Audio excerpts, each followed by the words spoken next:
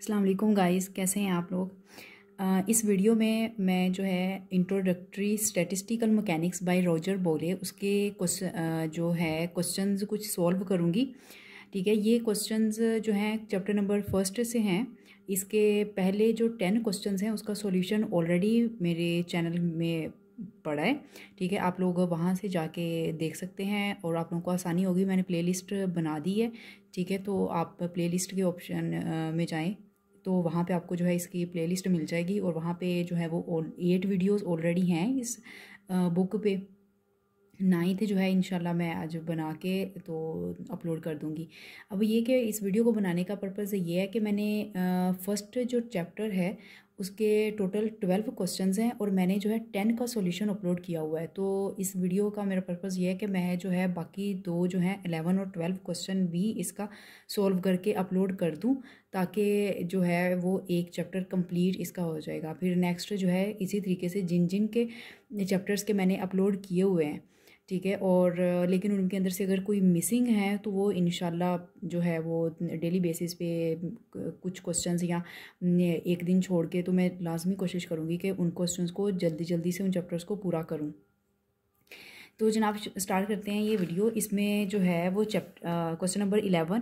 ठीक है, चैप्टर का नेम है the first law of thermodynamics और इसके 10 क्वेश्चंस जो हैं फर्स्ट उनके सॉल्यूशंस पड़े हैं मेरे चैनल के ऊपर, आप जाके देख सकते हैं। ठीक है, बाकी जो है 11 क्वेश्चन से स्टार्ट करते हैं। A hot water tank contains 175 kilogram of water at 15 degree centigrade. How much heat is needed to raise the temperature to 60 degree centigrade. और साथ में उसने स्पेसिफिक हीट जो है कैपेसिटी ऑफ वाटर दी हुई है जो कि है 4200 जूल पर किलोग्राम पर केल्विन। पहले जो है हम पार्ट ए को सॉल्व कर लेते हैं, फिर जो है पार्ट टू को देख लेंगे। गिवन डाटा राइट करते हैं।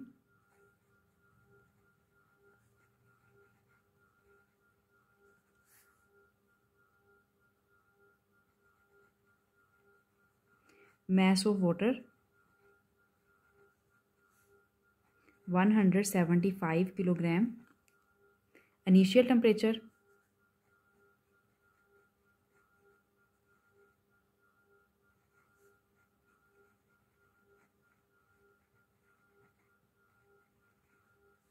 T1 इसको कह देते हैं and which is 15 degree centigrade. ठीक है, इसको हम केल्विन में कन्वर्ट कर लेते हैं। 15 + 273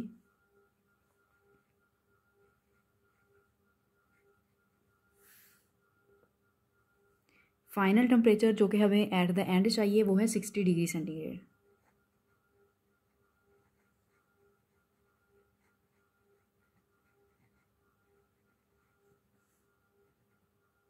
सॉरी इट्स इज T2। ठीक है, आप इसको इनिशियल टेम्परेचर को अब आई भी कर सकते हैं और इसको एफ भी कह सकते हैं, TI और TF। मैंने 1 2 अब कर दी है तो इसका मतलब है कि फर्स्ट टेम्परेचर और the last temperature 60 degree centigrade. इसको केल्विन में कन्वर्ट कर लेते हैं। 60 + 273 केल्विन। अच्छा जनाब, अब हमने फाइंड इसमें चलें स्पेसिफिक हीट भी गिवन दी हुई है, उसे भी राइट कर लेते हैं।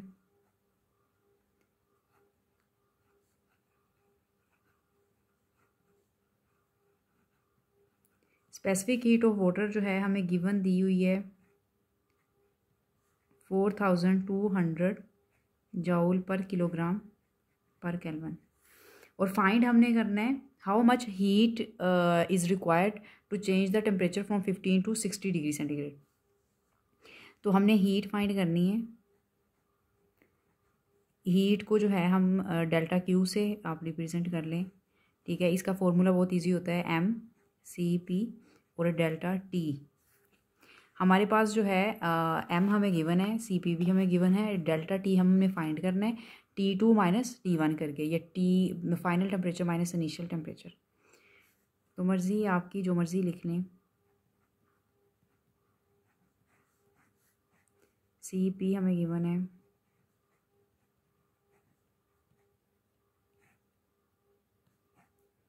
T फाइनल है हमारे पास 60 डिग्री सेंटीग्रेड के हिसाब से अब मैं ये केल्विन में राइट करूँगी 300 33 माइनस 288 केल्विन। इसको सॉल्व कर लेते हैं और देखते हैं कि हमारे पास आंसर क्या आता है। सॉल्व करने के बाद हमारे पास आंसर आया 33.075। आप इसको 33.1 भी लिख सकते हैं, और अगर आप अकेला 33 भी लिखेंगे तो कोई जो है वो इसका इशू नहीं है। इंटू 10⁻6 जॉल, मेगा जॉल भी आप राइट कर सकते हैं। 10⁻6 को हटा देंगे। अच्छा जनाब, किलोग्राम से हमारा किलोग्राम कैंसिल हो जाएगा, केल्विन से केल्विन कैंसिल हो जाएगा, जस्ट जॉल जो है हीट का यूनिट बाकी बच जाएगा। 33 मेगा जॉल भी आप राइट कर सकते हैं जैसे आपको सूटेबल लगे। I hope you people will understand. If yes then let me know in the comment section. और अगर आप लोगों की कोई रिक्वायरमेंट होती है तो उसको कमेंट सेक्शन में राइट कर दिया करें। मेरी पूरी कोशिश होगी आपके बाद कि उसको प्रायोरिटी पे रखूं। बाकी ये कि वैसे तो रेगुलर जो हैं वो अब किसी न किसी बुक के जो कि कोर्स के अकॉर्डिंग होगी उसके सॉल्यूशन आते ही रहेंगे। तो now let's move towards the part B of this question. Part B इस क्वेश्चन का है, how long does it take for a 5 kilowatt electric immersion heater to achieve this task. ठीक है, उसने अब हमने जो है वो पावर दे दी है। ठीक है, कि इतनी पावर अगर हम यूज़ करें तो ऊपर वाला जो टास्क है, ऊपर वाली जो हीट हमें चाहिए वो कितने टाइम में हम ले सकते हैं। ठीक है, तो अब इस क्वेश्चन में हमने टाइम फाइंड करना है। Very very very easy. ठीक है, तो आपने हीट डिवाइडेड बाय जो हमें गिवन पावर है, हम उसे के साथ जो है फॉर्मूले के साथ हम टाइम फाइंड कर लेंगे। तो चलते हैं इस क्वेश्चन के सॉल्यूशन की तरफ। पार्ट बी है। पार्ट बी का गिवन डाटा ज़्यादा कुछ नहीं है। ठीक है, जस्ट पावर गिवन है हमें 5 किलोवाट। ठीक है, तो इसको सिंपल 5 10⁻³ वाट मैंने लिख ली है। ठीक है, अब हमने फाइंड करना है टाइम। तो सिंपल इज़ दैट जो हमने एनर्जी पहले फाइंड की है, एनर्जी आप इसको कह सकते हैं। ठीक है, आप इसको हीट कह सकते हैं जो हमने ऊपर फाइंड किया है पहले, डिवाइडेड विथ पावर। हीट मैंने राइट कर ली है जो हमने लास्ट टाइम फाइंड की है पार्ट नंबर 1 में। ठीक है, उसके बाद जो हमें पावर गिवन थी, ठीक है 5 किलोवाट। अब क्योंकि हमने हीट जो पहले फाइंड की हुई है वो जॉल में फाइंड की हुई है, तो हमने वाट को जो है ना वो जॉल में कन्वर्ट करना है। तो सिंपल इसके लिए हमारे पास वाट जो है वो इक्वल टू, क्योंकि वाट जो है ना पावर का यूनिट होता है, और पावर जो है वो वर्क डन ओवर टाइम के इक्वल होती है। तो हमने जो हमारे पास वाट का डब्ल्यू है उसे हमने जॉल पर सेकंड से रिप्लेस कर देना है। ठीक है, सेकंड को ऊपर ले जाएं आप। 33 ये इसके साथ कैंसिल हो गए, 3 रह जाएगा सिंपल। 10⁻³ जॉल, ये सेकंड ऊपर चला गया और नीचे जॉल बच गया, जॉल से जॉल कैंसिल हो गया। ठीक है, और ये होगा आपके पास 6600 सेकेंड्स। अब अगर आप इसको जो है ऑर्स में कन्वर्ट करना चाहते हैं तो आप इसको ऑर्स में कन्वर्ट कर सकते हैं। ठीक है, इसको 60 आप पहले इसको मिनट्स में कन्वर्ट करेंगे, 60 से डिवाइड करेंगे, फिर जो मिनट्स आएंगे उनको और 60 से डिवाइड करके आप ऑर्स में कन्वर्ट कर लीजिएगा। जो आपको बेहतर लगता है वो आप जो है उसमें कन्वर्ट कर लीजिएगा अपना आंसर। अब चलते हैं हम क्वेश्चन नंबर 12 की तरफ। क्वेश्चन नंबर 12 में उसने हमसे पूछा है, an energy saver light bulb of 11 watt gives the same illumination as a conventional 60 watt light bulb. If a typical light bulb is used on average for 5 hours a day, how much energy is saved per year by one light bulb? ठीक है, अब दो जो हैं हमारे पास light bulb हैं, एक जो है हमारे पास कन्वेंशनल है। ठीक है, एक हमारे पास एनर्जी सेवर है। 11 वाट का है, एक 60 वाट का है। इन दोनों में से उसने हमसे ये पूछा है कि जो 11 वाट का है वो एनर्जी पर एनुअली कितना सेव करता है और एनुअली यूज़ वो कितना हो रहा है। 5 आवर्स पर डे यूज़ हो रहा है, तो मतलब कि हमने 5 को 365 डेज़ के साथ मल्टीप्लाई करेंगे तो हमें हमारे पास आ जाएगा कि वो एनुअली कितना यूज़ हो रहा है, हमें एनुअली पता चल जाएगा। अच्छा जनाब, तो इसकी सिंपल इज़ दैट ये क्वेश्चन जो है वो आप इसको दो तरीके से कर सकते हैं। एक तो सिंपल इज़ दैट आप इन दोनों का जो है पावर का डिफरेंस फाइंड कर लें। ठीक है, और उसके बाद इनकी एनर्जी फाइंड कर लें। ठीक है, कि इन दोनों में पावर कितनी सेव हो रही है। ठीक है, 60 - 11 आपके पास 49 वाट की पावर जो है वो सेव हो रही है, तो फिर वहाँ से आपके पास एनर्जी सेविंग निकल आएगी। दूसरा इसको करने का मेथड ये है कि आप इन दोनों की एनर्जी जो है अलग अलग से फाइंड करें कि ये कितना कंज्यूम कर रहे हैं, ठीक है। फिर उनका डिफरेंस फाइंड कर लेंगे तो एनर्जी सेविंग आ जाएगी। अच्छा जनाब, तो खैर मैं इसके पास इस क्वेश्चन को करूँगी अलग अलग मेथड से, ठीक है। पहले इसकी हम एनर्जी कंजप्शन फाइंड करेंगे, फिर हम इसकी करेंगे, ठीक है। इस तरीके से ये मेरा अपना आइडिया है, तो मैं बेहतर समझती हूँ इसको इसी तरीके से करने का। तो जनाब इस क्वेश्चन को स्टार्ट करते हैं। गिवन डाटा राइट कर लेते हैं। गिवन डाटा क्या राइट करना है, इतना कुछ खास गिवन नहीं दिया हुआ। हम देखते हैं कि लाइट बल्ब जो है यूज़ कितना हो रहा है।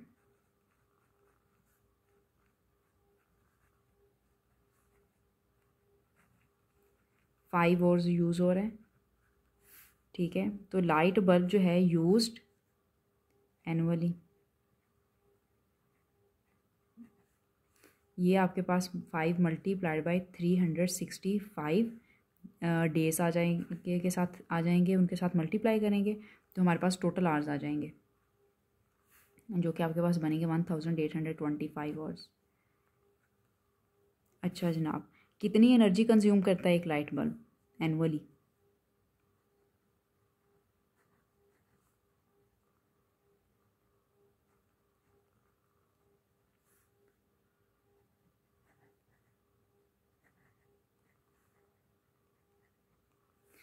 तो हमारे पास आ जाएगा जनाब, लाइट बल्ब हमारे पास पावर है उसकी 11, ठीक है। जितना टाइम वो यूज़ हो रहा है 825, ठीक है। और क्योंकि हमारे पास एनर्जी जो है हम किलो वाट आवर में करते होते हैं, ठीक है। तो 1000 के साथ इसको हम डिवाइड करेंगे और किलो वाट आवर में इसका आंसर राइट करेंगे। इसका आंसर आपके पास आएगा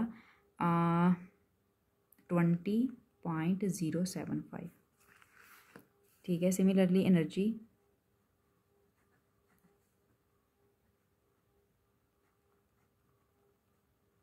कंजम्पशन बाय कन्वेंशनल बल्ब, वो हमारे पास बनेगी 60, क्योंकि उसकी पावर 60 है। 1825 डिवाइडेड विद 1000, ठीक है। ये हमारे पास बनेगी 109 पॉइंट समथिंग था, कुछ याद भूल गया मुझे अब। चलो 109.1 लगा देते हैं किलो वाट आवर। फाइंड कर लीजिएगा आप लोग, इसको खुद से एक बार कैलकुलेट कर लीजिएगा। ये इतनी कंज्यूम कर रहा है, ये इतनी कंज्यूम कर रहा है, तो सेव कितनी हो रही है?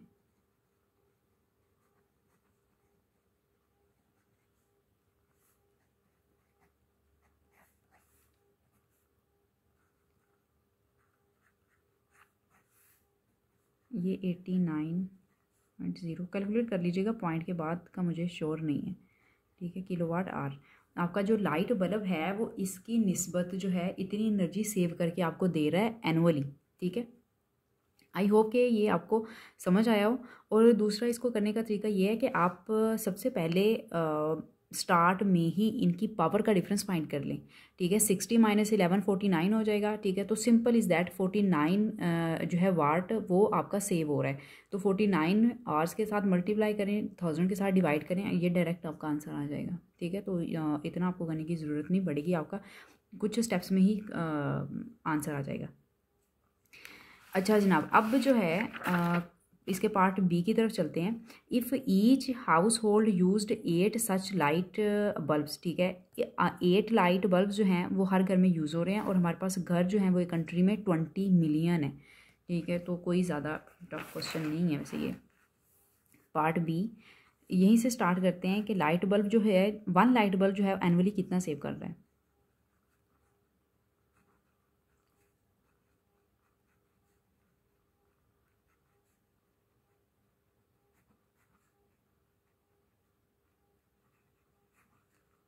$89 kWh, ठीक है। अच्छा जनाब, तो अब हर घर में लगे हैं 8, तो 89 जो है मल्टीप्लाई होगा 8 के साथ, सॉरी यहाँ पे है किलो वाट आवर। और उसके बाद जो है आपके पास घर जो हैं वो हैं आपके पास टोटल 8 यूज़ हो रहे हैं एक घर में, और टोटल घर हैं जनाब आपके पास 20 × 10⁻⁶। इसको सॉल्व कर लेते हैं, आपके पास आंसर आ जाएगा 89 मल्टीप्लाइड बाई 8 मल्टीप्लाइड बाई 20, तो ये आपके पास बनेगा